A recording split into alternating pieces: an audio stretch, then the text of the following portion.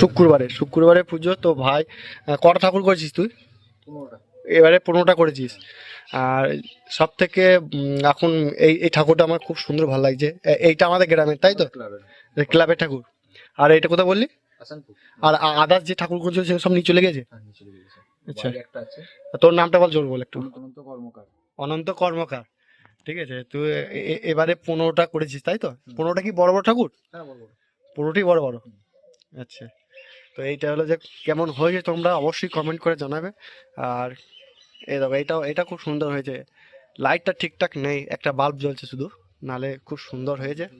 আরও লাইট দিলে এটা খুব সুন্দর ভালো লাগবে।